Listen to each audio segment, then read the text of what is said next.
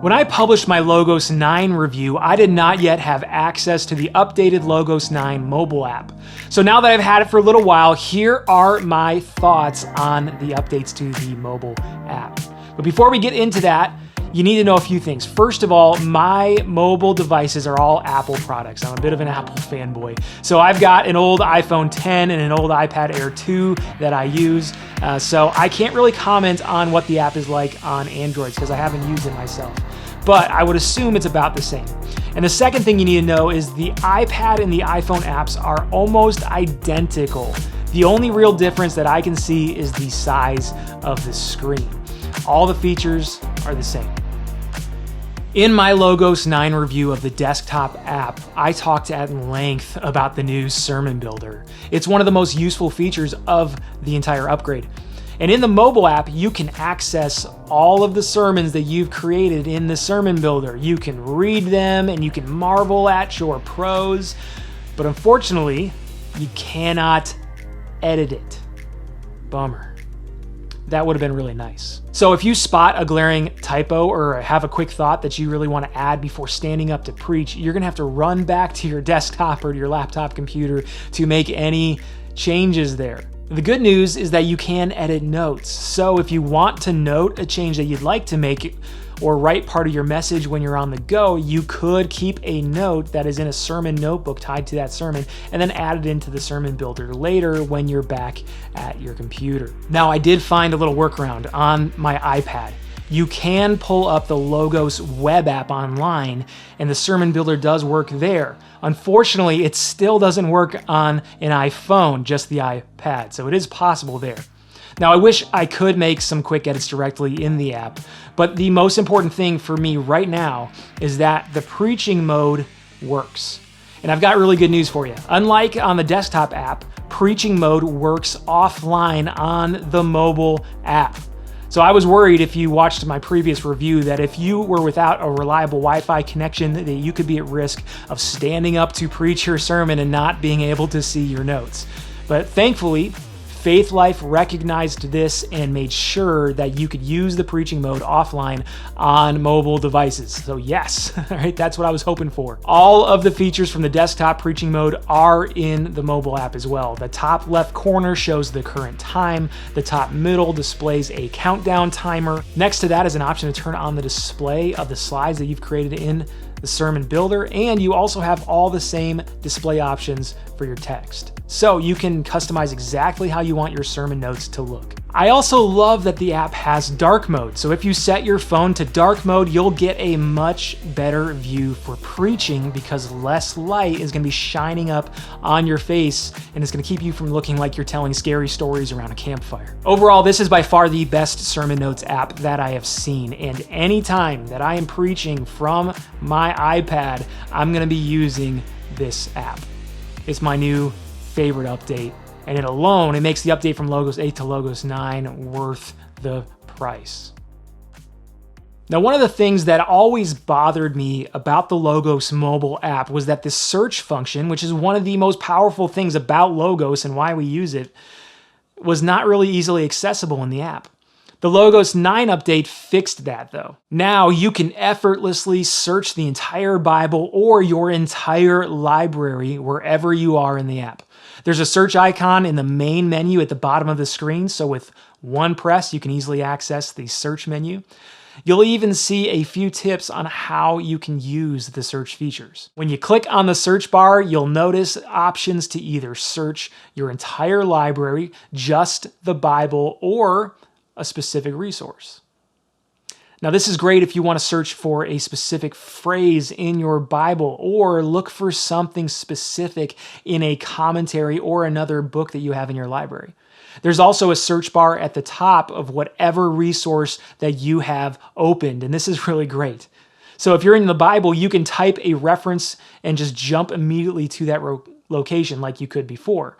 Or you can search for a phrase in your Bible, or search for words just in your Bible, or even in your entire library straight from that resource. So this is incredibly helpful for finding a specific passage you're looking for, or quickly seeing every verse using a specific word or phrase in your Bible. And just to make sure that the search menu is always accessible, there's also a search button in the sidebar menu. So wherever you go, the power of searching your entire Logos library is always at your fingertips. I use the reading plan in Logos for my daily Bible reading. It helps me keep accountable for reaching my goal of reading through the entire Bible in a year. And I do this just about every single year. So I've created a layout that includes my reading plan that I just tap first thing in the morning, and I am ready to start reading. The new reading plan in Logos 9 has even raised the bar. As I mentioned in my earlier review, you can have reading plans for the Bible or any other book in your library now. So that's nice if you want to pace yourself through a larger work. And in the mobile app, they've overhauled the reading plan even more. Not only will you see your Bible reading plans in the text of the Bible as you're scrolling through it, making it easy to mark sections as completed as you go, but you can also do reading sessions now. So just tap the session in your reading plan and it will take you to a view of only the section that you're supposed to read for the day.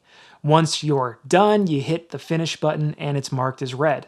Now, I also have to point out that you can adjust what you see in the text, footnotes, the size of the text, dark mode, and so on. And you can also tap the speaker icon on the top right of the app and listen to the audio version of your Bible. So this is really great for mornings where I'm like running a little bit behind on the day. I can now listen to my daily reading in the car on my way to the office, or even on my morning run with my dog. I don't use this feature as much as maybe I should, but it's awesome to know that it's there. The new and improved Factbook is also included in the mobile app now.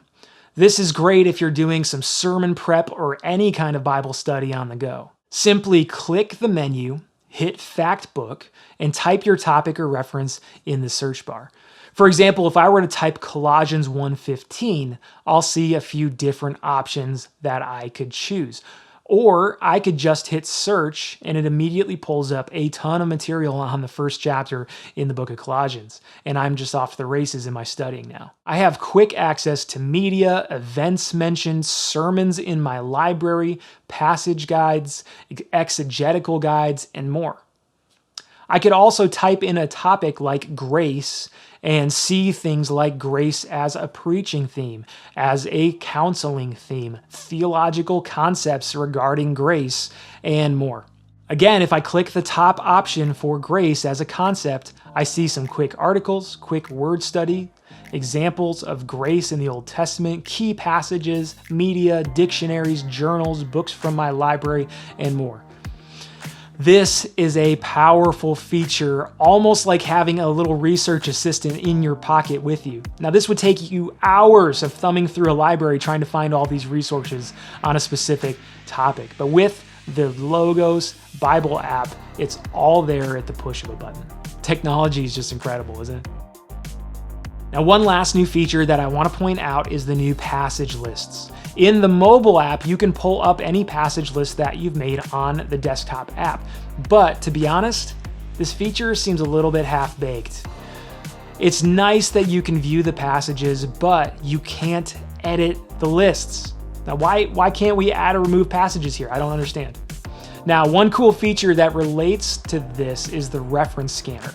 If you open up the side menu and you scroll down to the camera icon that says reference scanner, you can take a picture of anything with a Bible reference in it, and Logos is going to pull up those verses automatically for you.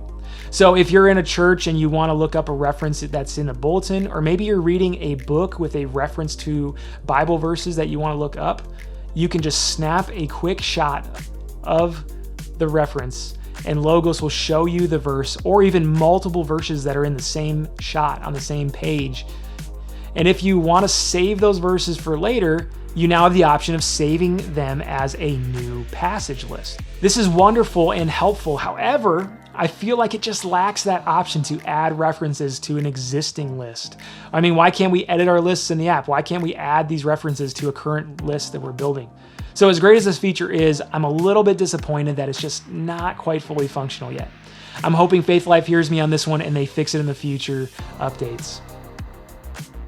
The Logos 9 Bible app is the best Bible app in the App Store for serious students of God's words. I mean, other apps, they really cannot beat the power and the versatility of Logos. The reading plans are vastly improved. Preaching mode is incredibly helpful if you're a pastor or leading Bible studies even, and you just want to have your notes with you. I mean, you now have quick access to searching your entire library or launching comprehensive studies with the new Factbook in seconds. So incredibly, all of this is packed into just one mobile app. Also, there are even more features still available from the previous versions of the app that I didn't even go over. Clippings, prayer lists, passage guides, exegetical guides, topic guides, word studies, text comparisons, and more. The only things missing are the ability to edit sermons and passage lists. That being said, I'm incredibly excited about the advances that they've made this year.